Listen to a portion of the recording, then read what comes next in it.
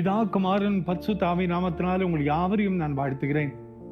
மீண்டுமாக ஒரு புதிய நாளை நாம் காணுபடியான பலத்தை கர்த்தர் நமக்கு தந்திருக்கிறார். இந்த அருமையான இந்த காலை நேரத்திலே திருமறை சொல்லுகிற வார்த்தை நீதிமொழிகள் 30:5 தம்மை அண்டிக் கொள்ளுகிறவர்களுக்கு அவர் கேடகமாய் இருக்கிறார் என்று வாசிக்கிறோம். He is the shield to those who put their trust on him. அவரை அண்டிக் கொள்ளுகிறவர்களுக்கு அவர் கேடகமாய் இருக்கிறார், பாதுகாப்பாய் இருக்கிறார். அன்பான குடும்பத்தின் மக்களை, இந்த உலகத்திலே பாதுகாப்புக்காக எதோ நாம் செய்கிறோம். ஒரு வீட்டை பாதுகாக்க வேண்டும் என்று சொல்லி பல காரியங்களை நாம் செய்கிறோம். நமது செல்வங்கள் பாதுகாக்கப்பட வேண்டும் என்று சொல்லி பல காரியங்களை நாம் செய்து கொண்டிருக்கிறோம். இந்த தேசமும் நமக்கு எச்சரிக்கிறது, உங்கள் செல்வங்கள், உங்களுடைய பொருள், உங்களுடைய காரியங்கள் பாதுகாக்கப்பட வேண்டிய முக்கியமான இடம் இது இருக்கிறது என்று சொல்லி பல அறிவிப்புகள் வந்து கொண்டே இருக்கிறது. இந்த உலகத்தில் இவையெல்லாம் நமக்கு பாதுகாப்பு என்று நாம் யோசித்துக் கொண்டிருக்கிறோம். ஆனால் உண்மையாக ஆண்டவரை நம்புகிற பிள்ளைகளுக்கு எது பாதுகாப்பு என்றால் அவர்தான் பாதுகாப்பு. ஆண்டவர் தான் நமக்கு பாதுகாப்பு. அவர் நிச்சயமாக நமக்கு பாதுகாப்பா இராவிட்டால் என்றோ நாம் அழிந்து போயிருப்போம். அன்பான குடும்பத்தின் மக்கள், இந்த உலகத்திலே அநேக சாதனைகளை செய்த அநேக மனிதர்கள் ஒரு இமைப்படுதல், ஒரு சின்ன டோர் மேட் தடுத்து கீழே விழுந்து மரித்து போனதை நாம் பார்க்கிறோம்.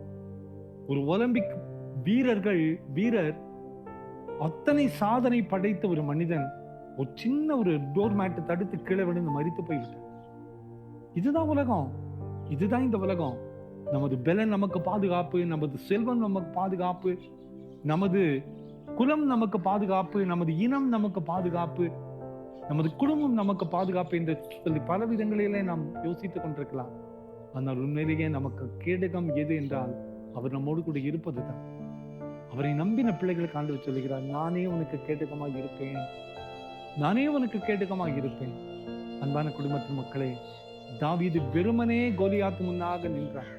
கர்த்தரே அவனுக்கு பாதுகாப்பாக இருந்தார். எத்தனையோ ஆயுதங்களோடு, எத்தனையோ பாதுகாப்பு வஸ்திரங்களோடு கோலியாத்து நின்றான். ஒன்றுமே செய்ய முடியவில்லை. தாவீது எளிதிலே மேற்கொண்டு விட்டான்.